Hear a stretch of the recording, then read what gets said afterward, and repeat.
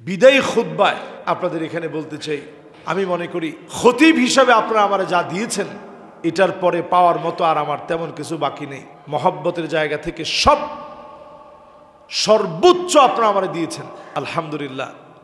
এই মহব্বতই আমাদের 11 বছরের সুসম্পর্কের সবচেয়ে বড় হাতিয়ার ছিল এই মহব্বত। আমাদের মসজিদের সম্মানিত খতিব আল্লামা সাদিকুর রহমান আল আজহারী সাহেব প্রায় দীর্ঘ 11 বছরও বেশি সময় যাবৎ আমাদের মসজিদের নিয়োজিত আছেন। বাংলাদেশে ওনার ক্যারিয়ারের শুরু আমাদের এই মসজিদ থেকেই। এই মসজিদের শুরু থেকে আজকে যে বিশাল কমপ্লেক্স, এর পেছনে ওনার অবদান অনস্বীকার্য। আল্লাহ তাআলা ওনাকে ওনার যোগ্যতা অনুযায়ী সম্মান প্রদান করেছেন, আলহামদুলিল্লাহ। উনি আজ বাইতুল ওয়াদুদ জামে মসজিদের গণ্ডি পেরিয়ে বাংলা ভাষাভাষী বিশ্বজুড়ে সকলের কাছে সমানভাবে সমাদৃত। আমাদের মসজিদে খতিব থাকাকালীন সময়ে ওনার বিভিন্ন প্রস্তাব আসা সত্ত্বেও উনি আমাদের মায়া এবং ভালোবাসায় আমাদের সঙ্গেই রয়ে গিয়েছেন। দেশের এই পরিবর্তিত পরিস্থিতিতে গত মাস থেকে মগবাজারের একটি মসজিদ থেকে ওনার কাছে একটি প্রস্তাব খুব জোরে সোরে আসা শুরু করে। প্রাথমিক অবস্থায় উনি প্রস্তাবটা প্রত্যাখ্যান করলেও সামগ্রিক অবস্থা বিবেচনায় উনি আমাদের কাছে ছুটির আবেদন করেন। এ নিয়ে আমরা ব্যক্তিগত পর্যায়ে বহুবার আলোচনা করেছি। সর্বশেষ হুজুরের আবেদনের পরিপ্রেক্ষিতে গত 10 ফেব্রুয়ারি মসজিদের কার্যকরী পরিষদের একটি জরুরি সভায় সামগ্রিক পরিস্থিতি, হুজুরের উজ্জ্বল ভবিষ্যৎ এবং আমাদের সীমাবদ্ধতার কথা বিবেচনা করে উপস্থিত সকলের সর্বসম্মতিক্রমে আমাদের অনেক কষ্ট থাকা সত্ত্বেও আমরা হুজুরকে বিদায় জানাতে সর্বসম্মত হয়েছি। হুজুর, আমরা আপনাকে আল্লাহর জন্য ভালোবাসি।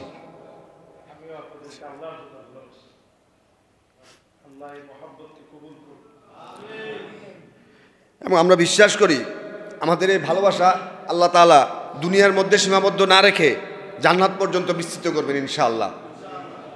প্রতিনিয়ত যারা শিরিক করবে এমন মুশরিকদেরকে যিনি মাফ করবেন না, ক্ষমা করবেন না, তিনি কে? 2 নম্বরে মুসাহিন, হিংসুকদেরকে আল্লাহ মাফ করবে না। যাদের দিলের ভিতরে শুধু হিংসার হিংসা, আল্লাহ পাক তাদেরকে মাফ করবে না। আজকের রজনীতে সবাই মাপ পাবে, হিংসুক মাপ পাবে না। হিংসা থেকে যদি বাঁচতে চান, আরেকজনের ভালো দেখে আপনি তার জন্য হিংসা না করে দোয়া করতে থাকেন, ফলশ্রুতিতে যিনি আপনাকে সম পরিমাণের চাইতে অনেক বেশি দান করে দিবেন, তিনি কে? ফেরেশতারা আপনার জন্য দোয়া করবে, মালাইকারা দোয়া করবে। এই দোয়াগুলো যদি কবুল হয়ে যায়, ফেরেশতাদের দোয়া কবুল হয়ে গেলে আপনাকে আমাকে অবশ্যই তার চাইতেও যিনি বেশি দান করে দিতে পারেন, তিনি আমার আল্লাহ। এই জন্য এই লাইলাতুন নিসফি মিন শাবান, শাবানের মধ্যরাত, এই রজনীতে অন্তত হিংসা ছেড়ে দেওয়ার দৃঢ় প্রত্যয়ী হন। কারো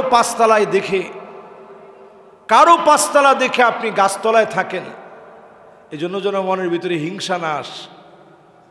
আল্লাহ পাক যেই লোকের দিকে তাকাবেন না, এর মধ্যে অন্যতম এক ব্যক্তি হবে আইলুন মুস্তাকবির। দরিদ্র কিন্তু অহংকার কমে নাই, দরিদ্র কিন্তু অহংকার কমে নাই। এরকম ব্যক্তি দেখবেন আমাদের সমাজের ভিতরে আছে না? চায়ের দোকানে বসলেই দেখবেন বলবে যে তার বাবা আমাদের বাড়িতে কাজ করছে, তার দাদা আমাদের বাড়িতে কাজ করছে, এখন না হঠাৎ করে সে বড় লোক হয়ে গেছে। এরকম আপনি যখনই বলবেন, আপনি মনে রাখবেন আইলুন মুস্তাকবির। দরিদ্র হওয়ার পরেও যদি আপনি অহংকার করেন, আপনার দিকে মালিক তাকাবেন না, কথা বলবেন না, দয়া পর্যন্ত দেখাবেন না। আল্লাহ যদি দয়া না দেখান, সেদিন দয়া পাওয়ার মতো কোনো জায়গা নাই। আল্লাহ যদি মাফ না করেন, সেদিন মাফ পাওয়ার মতো কোনো জায়গা নাই। মানুষের গুনাহ সেদিন এত বেশি হবে, গুনাহগুলো হয়ে যাবে এত বেশি, মাদ্দাল বাসর, দৃষ্টি যত দূর পর্যন্ত যাবে মানুষ তাকায় দেখবে সব তার গুনাহ দিয়ে ভরা। এত গুনাহের ভিতরে গোলামদেরকে যিনি দয়া করে মাফ করে দিবেন তিনি কে? এই জন্য এই লাইলাতুন নিসফে মিন শাবানে নিয়ত করে ফেলেন, শিরকের সাথে যাদের সম্পর্ক আছে, আমাদের সমাজের ভিতরে শিরকের কোনো শেষ নেই, এবং শিরকটা বস্তুত এত মারাত্মক, নবী আলাইহিস সালাতু ওয়াস সালাম ইরশাদ করেছেন শিরকটা কত ভয়াবহ।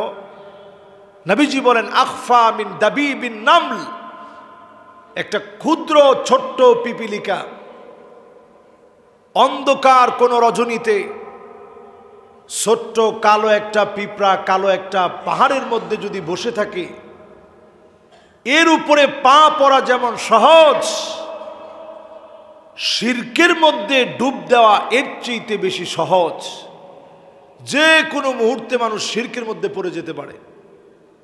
আমরা কথায় কথায় বলি ভালো থাকবেন ভাই, দেখা হবে, আরেকটু আগ বাড়ায় অনেকে চরম বেয়াদবির পর্যায়ে বলি ভালো থাকবেন ভালো রাখবেন।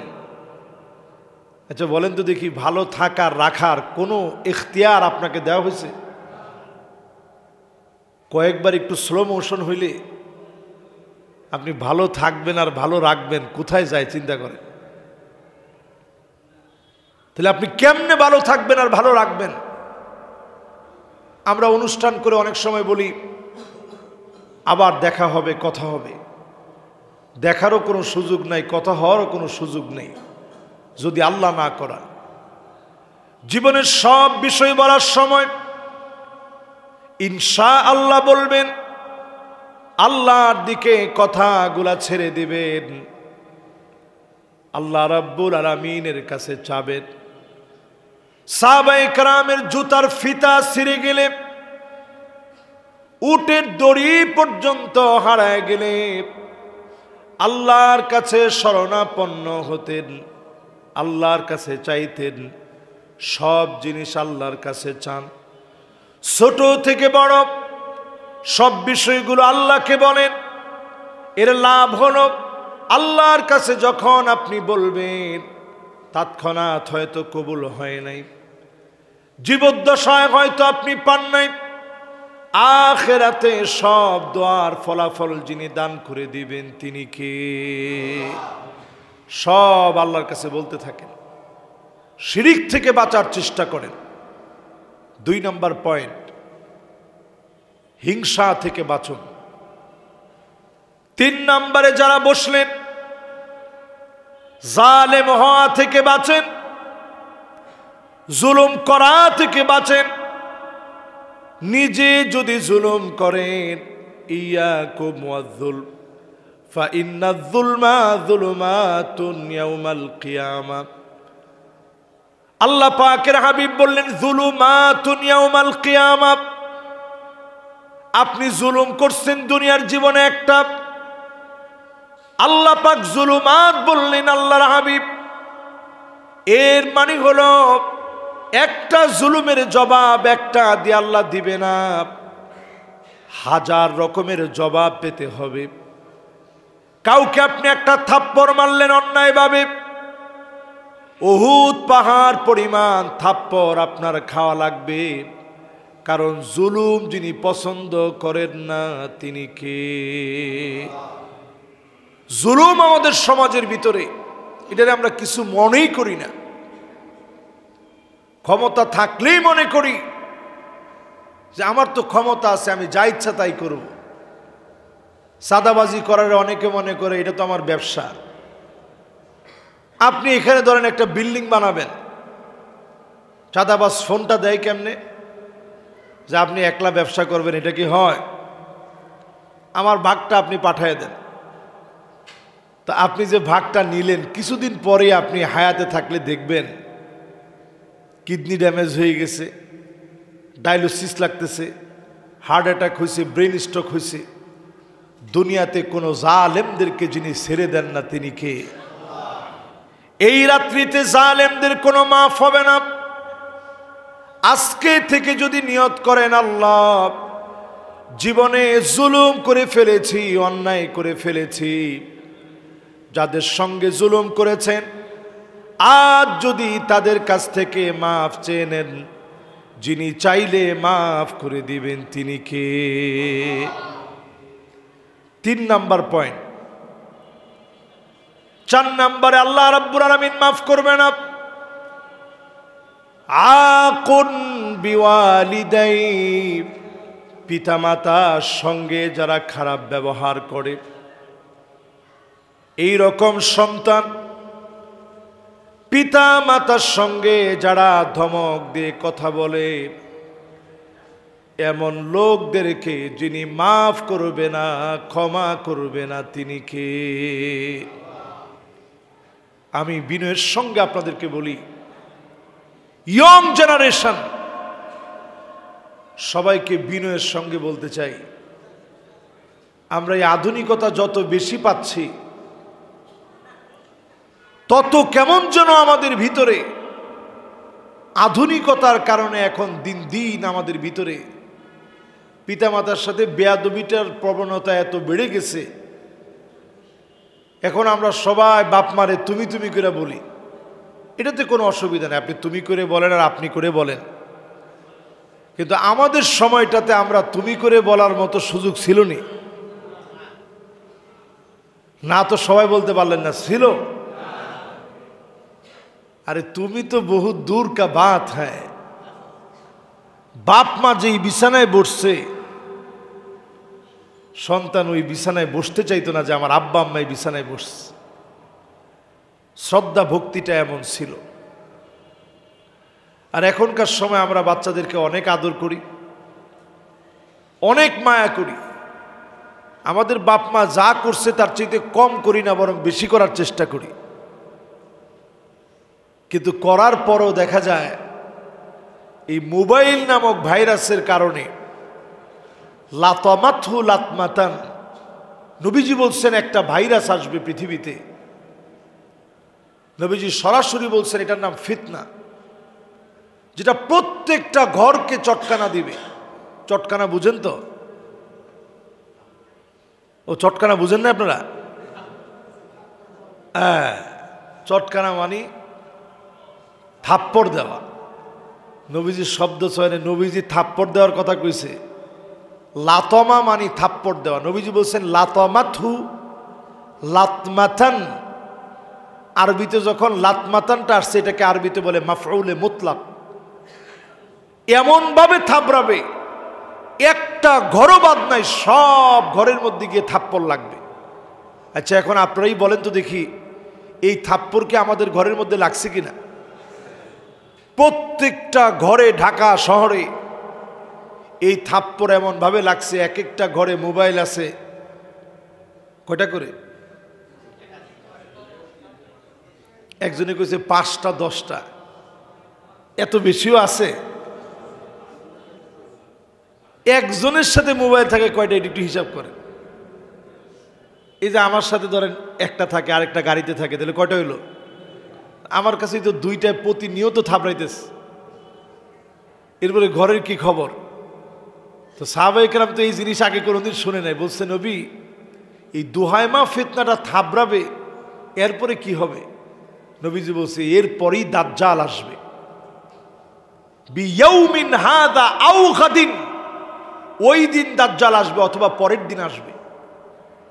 তো দিনটা নবীজি যখন বলে, এটা দিনটা কতক্ষণ?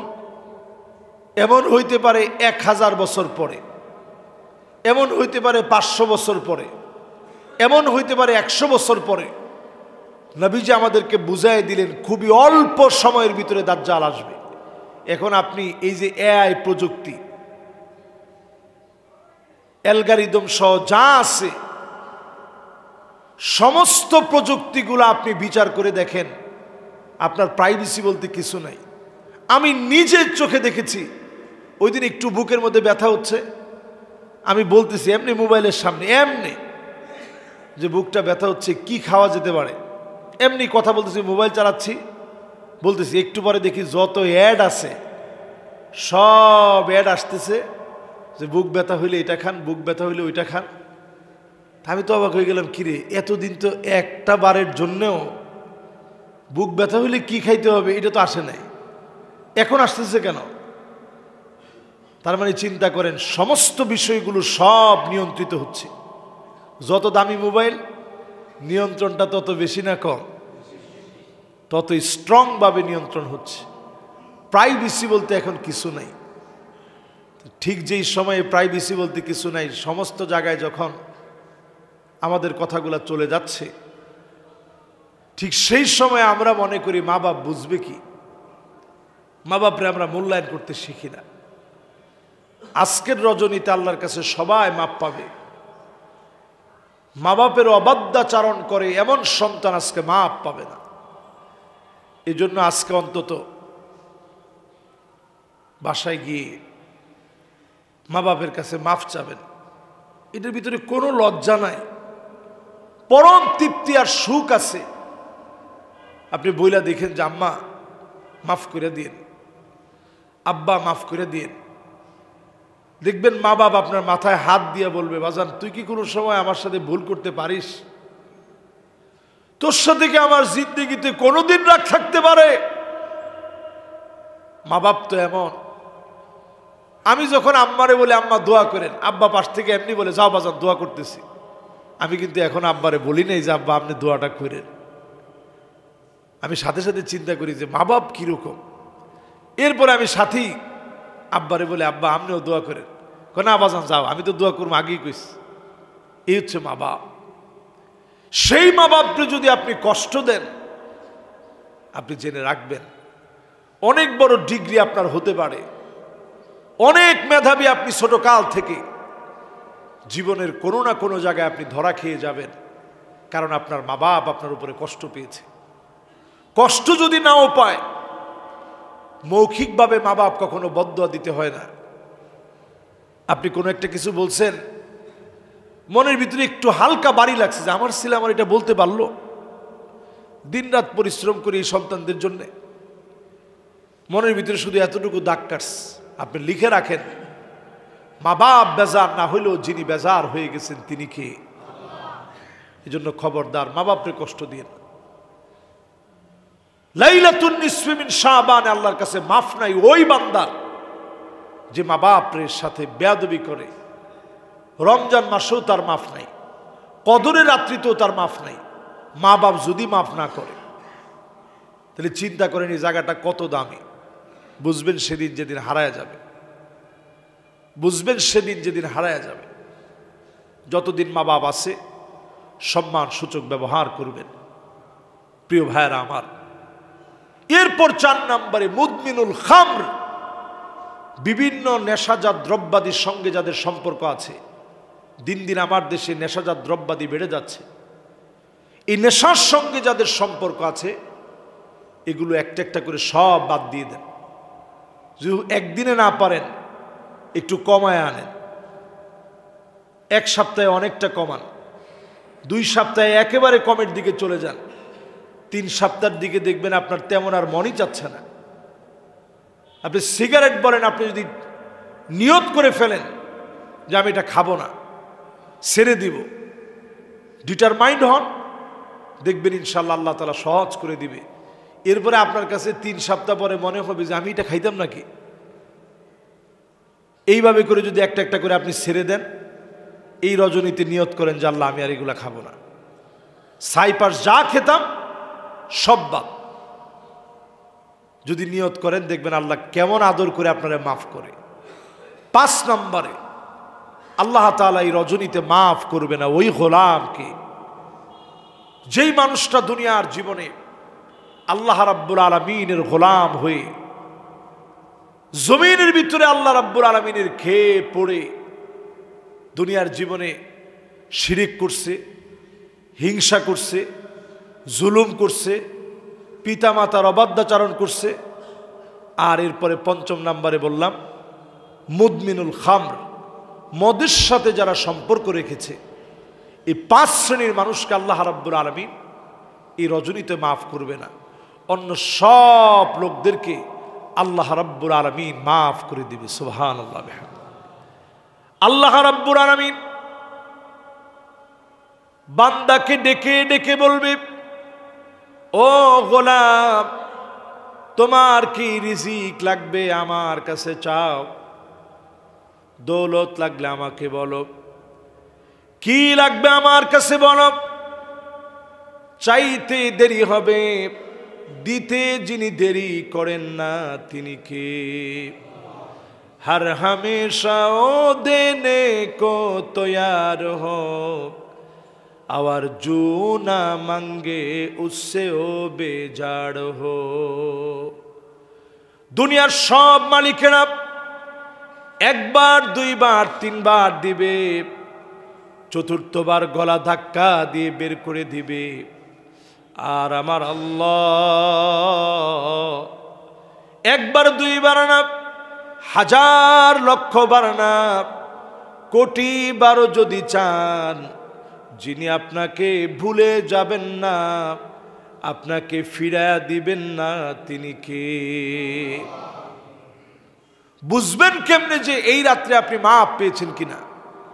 বুঝার জন্য ছোট্ট একটা বিষয় কল্পনা করলে আপনি পেয়ে যাবেন। সারা রাত নামাজ পড়লেন, যায় নামাজ নিয়ে এই মসজিদ থেকে ওই মসজিদে গেলেন, পকেটের ভিতরে টাকা নিয়ে বের হলেন, বাইরে দাঁড়ানো গরিবদেরকে দান করলেন, এরপরে বিভিন্ন কবর জিয়ারত করতে গেলেন। সব কিছু করার পরে পরের দিন ফজরের নামাজ আর পড়েন নেই। এই রকম লোকদেরকে যিনি মাফ করেন নাই তিনি কে? কিন্তু আপনি যদি নিয়ত করেন না আজকে নামাজ ধরেছি, আল্লাহ নামাজ আর ছাড়বো না, এই যে ধরছি, ধরার মতো ধরছি, নামাজ আর ছাড়বো না আল্লাহ, যদি নিয়ত করার পরে হায়াতের সময় ফুরায় যায়, জীবন সূর্যটা নিভে যায়, ইন্না হায়াতাকা কদ তাজুলু কামিসলি শামস, ডলতে ডলতে যেভাবে ডুবে যায় জীবন, সূর্য যদি ডুবেও যায়, হতে পারে নিয়ত করছেন ভালো হয়ে যাবেন, কাতাবাল্লাহু লাহু হাসানাতান কামিলা, যিনি আপনার জীবনের গুনাহগুলা মাফ করে কবুল করে নেবেন তিনি কে? তবে আলহামদুলিল্লাহ আমার কাছে খুব ভালো লাগতেছে, ভ্যালেন্টাইন্স ডেটা পড়ছে এমন সময়ে পুরা মাঠে মারা খাইছে। একেবারে মাঠে গোল হইলে যেরকম, এরকম একটা গোল হয়েছে এবারে ভ্যালেন্টাইন্স ডের। মানুষ অন্তত চিন্তা করতেছে সারা বছরে কিছু না করলেও আজকে তো অন্তত আল্লাহরে দেখাইতেই হবে যে আল্লাহ আমি ভালো হয়েছি, ঠিক কিনা কন? এই জন্য অন্তত সবাই নিয়ত করে ফেলছে। আমি আলহামদুলিল্লাহ আজকে সুন্দর একটা মেসেজ আমি দেখেছি, এই যে আমার হাতে মেসেজটা আছে, আপনারা দেখবেন বাহিরেও আপনাদেরকে অনেকে দিয়ে যাবে, আমাকেও দিয়ে গেছে, যে আই এম মুসলিম, আমি একজন মুসলমান হিসাবে ভ্যালেন্টাইন্স ডেকে কোনোভাবে আমি সমর্থন করতে পারি না। এটার প্রচারটা আরও আগ থেকে যদি হইতো, এটা মনে হয় আমাদের জন্য আরও বেশি কল্যাণকর হতো। খুবই চমৎকার যে এই নির্লজ্জতা এবং বেহায়াপনাকে কোনোভাবে যে মুসলমান সমর্থন করতে পারে না, ভ্যালেন্টাইন নামক একজন ধর্মযাজকের চরিত্রহীন লম্পটের কোনো বিষয়কে মুসলমান তার ঐতিহ্য বানাতে পারে না। মুসলমানের জীবনের সমস্ত মুহূর্তগুলোয় ভালোবাসা দিয়ে ভরা। আপনি নবীজির জীবনের দিকে তাকায় দেখেন, ফজরের পরে নবীজির হালকা একটু খাওয়ার অভ্যাস ছিল, নাস্তা করতেন তিনি, এবং নবীজি বলতেছেন সালাসুন লা তুরাদ, 3 জিনিস কখনো তোমরা ফিরায় দিও না। এর মধ্যে একটা হচ্ছে আল ফুতুর, সকালবেলায় যদি কেউ নাস্তা অফার করে যে ভাই ফজরের নামাজ পড়ে আসছেন, টাটকা টাটকা কয়েকটা খেজুর খান, তাহলে এটা ফেলে দিও না, খায়ও। এরপরে নবীজি বললেন আর দেহেন, কাবায় যে আতরটা লাগানো হয় এটার নাম দেহনিল উদ। নবীজি বলছেন এইরকম আতর যদি কেউ অফার করে তাহলে এটা তুমি ফেলে দিও না। এজন্য আমি যেই হাদিয়াতে সবচেয়ে বেশি খুশি হই ওটার নাম হচ্ছে আতর। এর মধ্যে সবচেয়ে বেশি যে আতরে খুশি হই ওটার নাম দেহনিল উদ। এটা আমার কাছে খুব ভালো লাগে। কাবায় এই আতরটা সার্বক্ষণিক দেওয়া হয়, হাজরে আসওয়াদে মাখা হয়। তো নবীজি বলতেছে এই আতরটা যদি কেউ অফার করে, এই সুগন্ধি, তাহলে এটা তুমি ফেলে দিও না। 3 নাম্বার আল উইসাদা, কেউ যদি আপনাকে বিছনাটা পেরে দিয়ে বলে একটু রেস্ট নিয়ে নেন, তাইলে অন্তত ওইখানে একটু হেলান দিয়ে অথবা একটু শুয়ে একটু রেস্ট করেন। এই ভদ্রতাকে সম্মান দেখানো আল্লাহর নবী কত বড় করে দেখছেন। সেই নবীজি আমার ফজরের পরে যখন আসতেন, সামান্য একটু খাবার গ্রহণ করতে চাইতেন, প্রায় সময় বলতেন স্ত্রীরা ঘরে কি কিছু আছে? উত্তর আসতো নবী কিছুই নাই। নবীজি বলতেন যাও আমি রোজা রেখে ফেললাম, সাহারি করে নাই, এক ডুক পানি খেতে পারে নাই। নবীজি বলতেন যাও রোজা রেখে ফেললাম।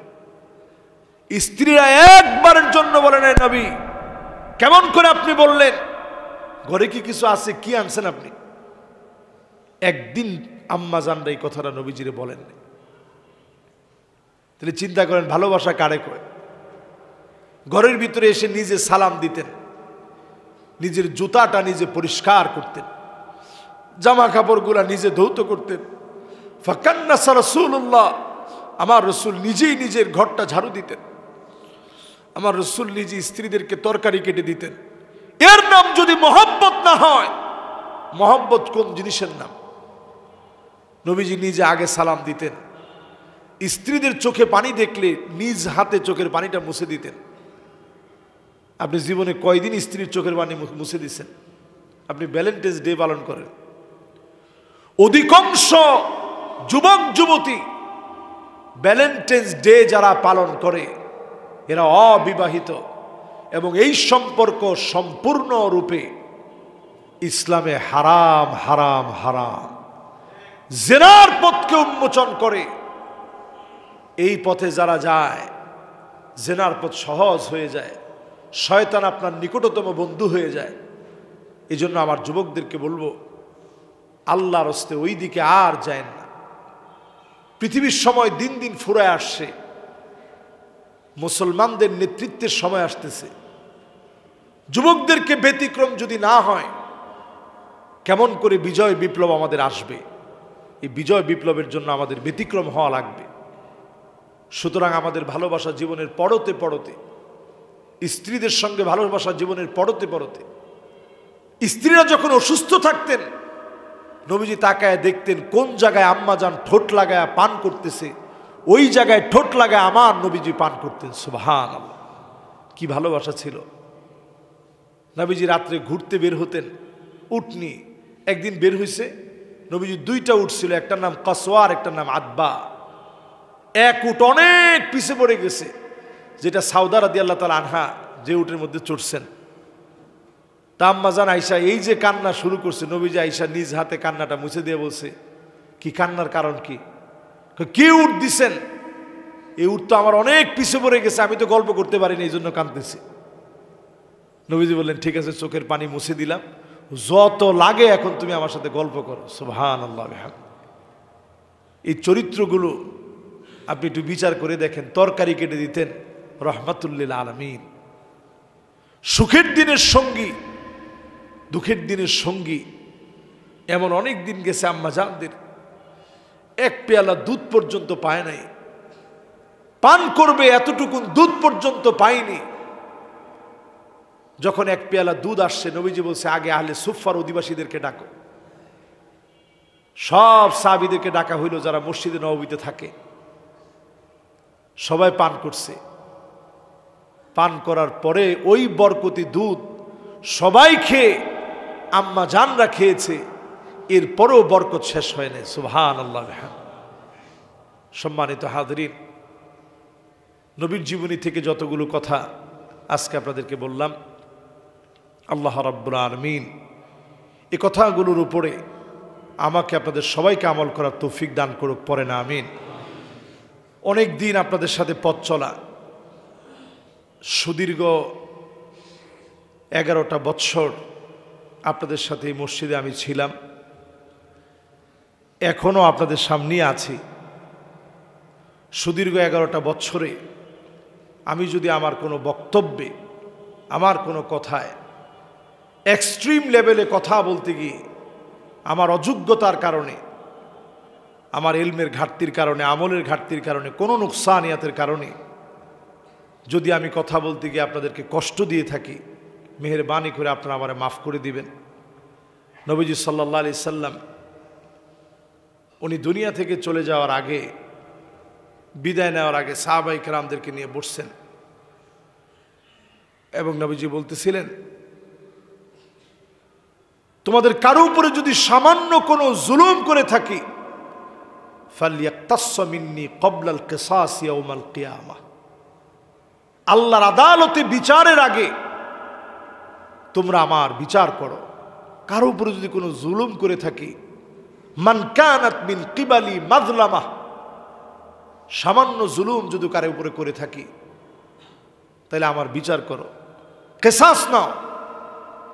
আমিও আজকে আপনাদেরকে বলতে চাই, সুদীর্ঘ 11টা বৎসর জুমা পড়াতে গিয়ে কোনো কথায় অথবা কোনো আচরণে যদি আপনাদেরকে আমি কষ্ট দিয়ে থাকি, আমি আল্লাহর হস্তে আপনাদের কাছে মাফ চাই, আপনারা আমারে ক্ষমা করে দিন।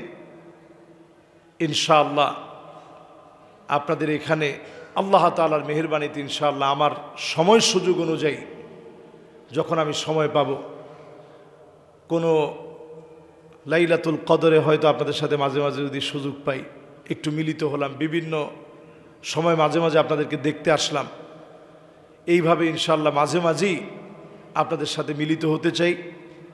এই সুন্দর সুসম্পর্ক শুধুমাত্র যেন দুনিয়ার জন্য না, আল্লাহ রাব্বুল আলামিন আমাদের এই চেহারাগুলো, এই মানুষগুলোকে, আল্লাহর গোলামদেরকে দুনিয়ার জীবনে আমরা যেমন ভালোবাসায় আবদ্ধ ছিলাম, আমি কত ওয়াজের ভিতরে যে এই জুমার বয়ানে যে আমি বলছি, আল্লাহর কাছে এই ভালোবাসা যে কত দামি, কিয়ামতের দিন আল্লাহ বলবে, কোথায় তোমরা যারা একে অপরকে আমার জন্য ভালোবেসেছিলে? এই যে আপনাদের ভালোবাসা, মনের আবেগ, অনুভূতি, এটা শুধুমাত্র আল্লাহ রাব্বুল আলামিনের জন্যে। আল্লাহ পাক সেদিন এটাকে এত বড় বানায় দিবে, আল্লাহ বলবে, কোথায় তোমরা? আজকে কোনো ছায়া নাই, শুধু আমার ছায়া ব্যতীত কোনো ছায়া নাই। কামিকদারি মিলিন, সূর্য 1 মাইল দূরত্বে থাকবে। চিন্তা করেন এত দূরে সূর্য, তা কত কঠিন। 1 মাইল দূরে যদি সূর্য চলে আসে কি অবস্থা হবে সেদিন? মানুষ শুধু ঘামতে থাকবে, ঘামতে থাকবে। সেই কঠিন সময় আল্লাহ বলবে, আল ইয়াউমা উযিল্লুহুম, আমি আল্লাহ রাব্বুল আলামিন আজকে ছায়া দিব আমার ওই গোলামদেরকে যারা একে অপরকে শুধু আমার জন্য ভালোবেসেছে। সুবহানাল্লাহ।